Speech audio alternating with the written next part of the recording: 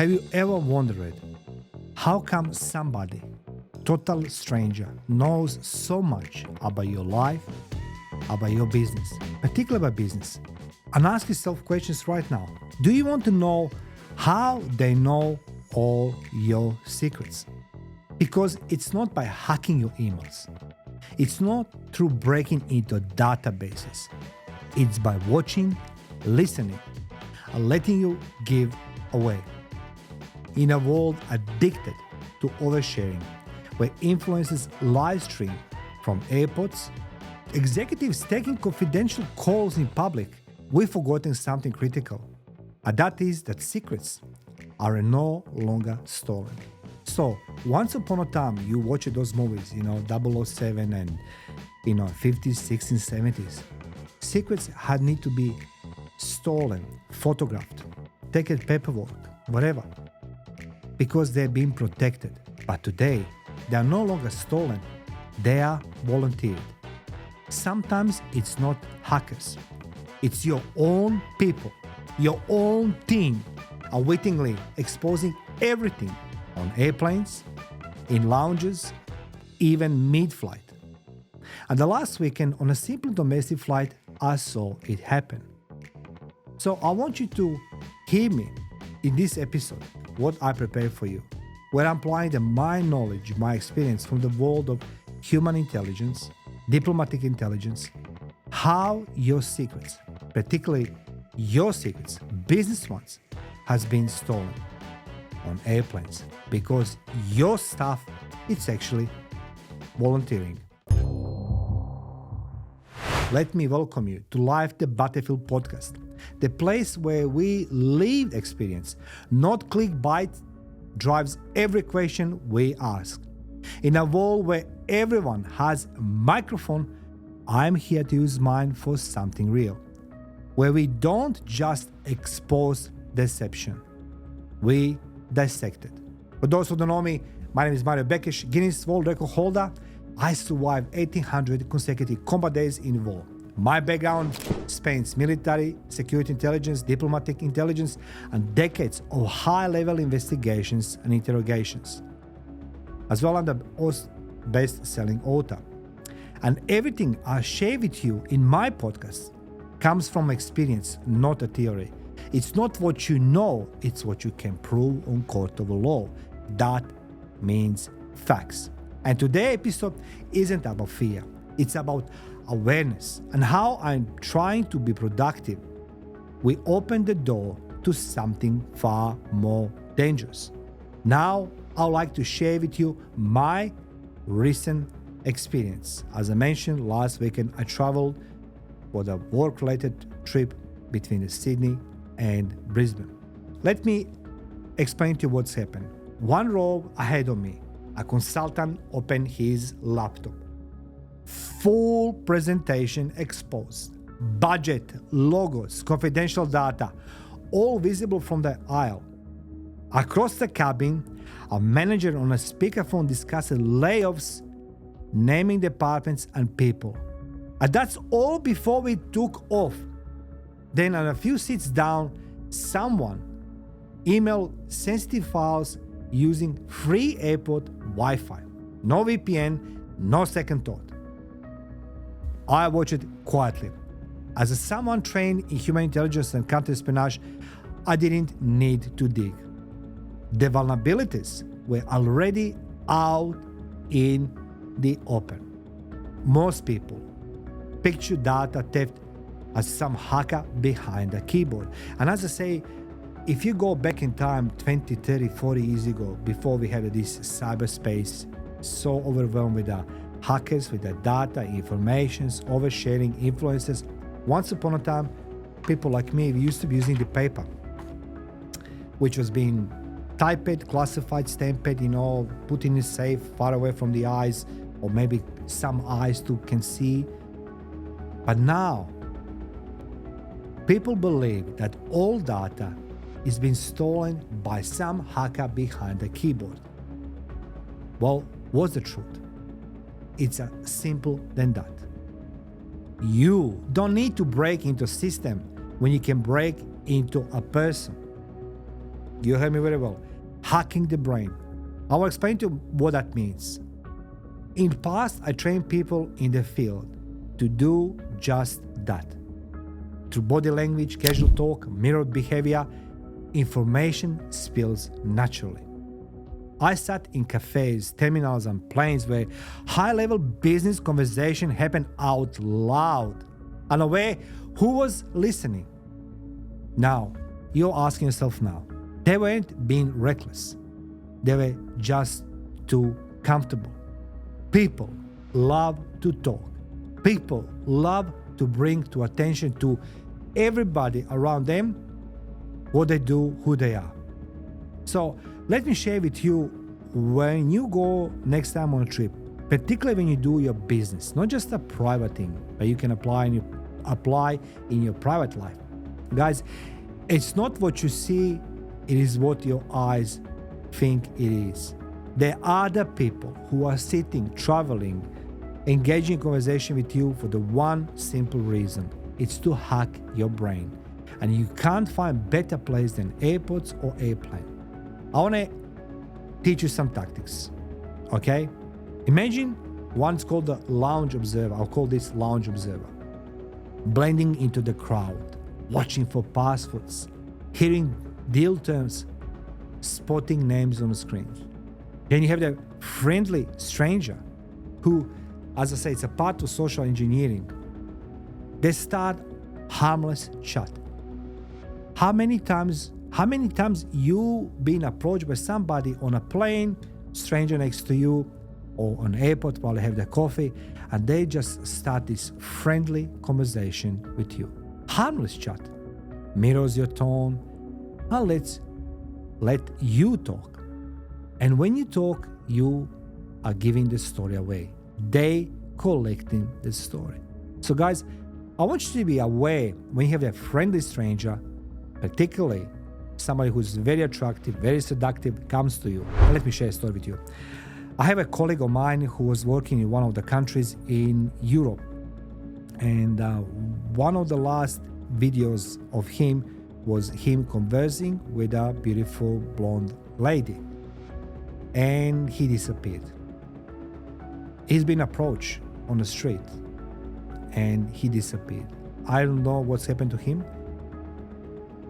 Never been found, but we can just assume what happened to him after this friendly conversation. And needless to say, he was working with me in diplomacy. I want to share with you something unusual. I know that you're gonna say, I don't using USB, but you don't using USB, but somebody else does. It's called a USB drop, and they put a label, Q3 strategy or payroll, and they live in lounge. Curiosity does the rest. So when you find USB, most of people will pick up that USB and innocence. Somebody left a title, payroll for some of the companies. You will pick it up. And once when you plug in your laptop or your computer, rest is a history. So be careful of this one. Another tactic being used is called a shoulder surfer. I've seen company valuation, layoff plans, even passwords just by watching screen during the boarding. None of this need elite tech, just presence, patience, psychology. People give you the data for free. They're volunteering this. Be careful. I want to share with you some data. According to IBM Security Report 2023 confirms 95% of all data breaches are caused by human error. Human error. A Forbes travel study shows that 60% of business travelers use the public Wi-Fi, with most skipping VIP protection. And yes, juice jacking is real. The FBI issued public warnings about malware spreading via public USB charging stations. When you come on airport, there's a USB charging station. Guys, try to see what's happening there. This is real USB charging. They're doing on our ATMs. They're doing on our cashiers in the shops. They're doing all sorts of mimicking. As well, public USB, guys, it's airport. You think it's safe? It's a most unsafe place for your information to protect if you don't protect here. So when you plug in USB on public place, USB charging station, it's called the juice jacking. These aren't rare cases. They are routine vulnerabilities being ignored every day, especially in business class. Look, I don't blame most of corporations. They build this phenomena about we have the amazing IT security, we have the cyber security, we have this, we have that. Every day when you wake up in the morning, every of you and each, you go either to work, going to the gym, going to visit somebody, you start contemplating some ideas. Ideas are intangible, but once when you put on a paper, they become tangible. They become the blueprints. So why somebody needs to hack your computer if they can isolate you, create from you personal interest, then create a later on target profile of you and approach you in public place? That's a shortcut. They see you, you become personal interest, then you become the target, they build a story behind, and they approach you. They don't care for your laptop. That's a cherry on the top. That's how things are done. Because what we build, we turned airplanes and airports into our offices. But guess what? There is no walls, no soundproof glass, no security measures. You are not alone in that cabin. You are in public space, shoulder to shoulder with competitors, freelancers, and sometimes operatives. Because when you come on airport, you're flying with your family. People going to school holidays. It's everything is being arranged by calendar. When there comes summer in Australia, people flying overseas or within Australia with their family. If you are the high executive powered executive C-level, of course they're gonna approach you in the airport because it's so many people, shoulder to shoulder. Now, I want you to take this very, very serious, guys. You can protect your computer, but you can't protect your brain if you don't turn the switch on. I've seen corporate spies book flights not to travel, but to follow the targets. I've seen $1 million contracts lost over one overheard name in boarding lounge. One document, one call, one exposed screen. That is all what it takes. All what it takes, guys. After you heard how this happened, and how do I know this? Well, as I mentioned before, my experience comes from military security intelligence and diplomatic intelligence services, just to clarify a few. And when I travel overseas, when I travel within Australia, I have a tendency not to do work, but to read a book. I know it's hard to believe book, or at least I'm listening to something what I downloaded on YouTube, some video, whatever it is. I will never use my emails, my computers openly in any type of setup, executive lounge or the public lounge. It's no time. If I didn't done the work before I come to the airport, what do you think what I can do on the airport? Nothing. I was sitting with these people next to me, exit row. They are C-level executives, and I saw the name of the company. They were basically doing all this conversation, arguing between each other on a friendly way, of course, no violence on an airplane, but they're discussing, the marketing strategies, social media. And I'm reading my book, and lady, she says to me, next to me, says, "What are you reading?" I explain what book I'm reading. She said, "What are you doing for a living?" I said, "I'm stealing the secrets." She says to me, "Ha ha ha, very funny." I said, "Yeah, I know. I'm just a humble security guard." She says, "No offense, but you look like one." I'm glad that she says I look like a security guard. Now, imagine perception of many executives on airport when they see somebody. Is an Uber driver, is a taxi driver, is security guard. Oh, this is all low-level income employees. I'm the guard. I know everything. Well, that's when you are lower the guard, like in boxing. And that's when these people come to you. I want to share with you what you can do. I want you to take this very serious to your daily tasks. Here's how you can protecting your company and yourself. Number one, it's train your people in industrial espionage prevention. Not just phishing, but real world behavior traits. Number two, ban sensitive work in transit. No contract reviews, no confidential calls, no HR emails. Make it practice in your organization. Do not bring work with you on airports or in airplane. Just to illustrate you. When you go on domestic flights in Australia, you fly, doesn't matter which company, the toilets at the back. So that's the type of the planes, toilets at the back for the 95% of the passengers, toilets at the back. People, when you walk, people read. You see them, they're reading, they're doing something. But when you go back from toilet to your seat, that person in seat doesn't see you coming behind. They're still working, they're still typing, they're still communicating, they're still recording and creating. They have no idea that somebody on that plane records everything, sees everything.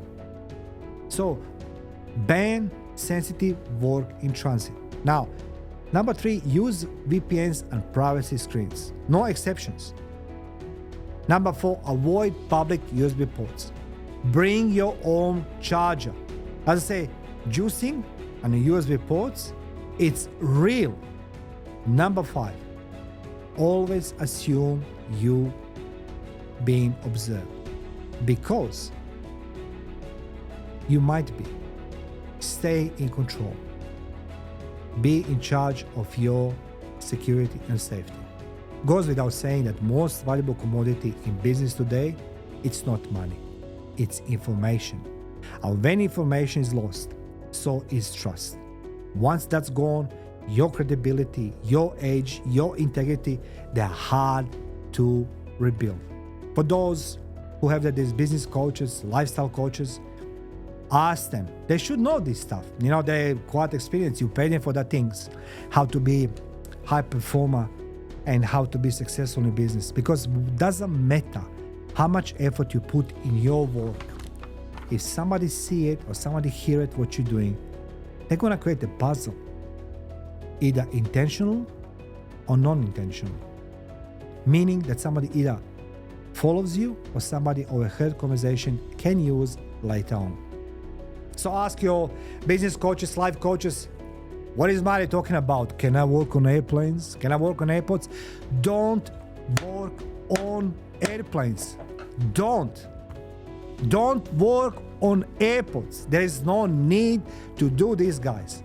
I know it's hard to read the book.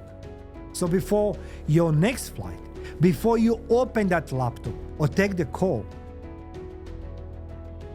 ask yourself, who is really watching and what are you showing to them? Feel free to subscribe, share, like, and comment. And let us know, do you think that somebody saw confidential information from your electronic devices on airport or in airplanes? Or perhaps why you choose to work on airports or on airplanes? Thank you for watching.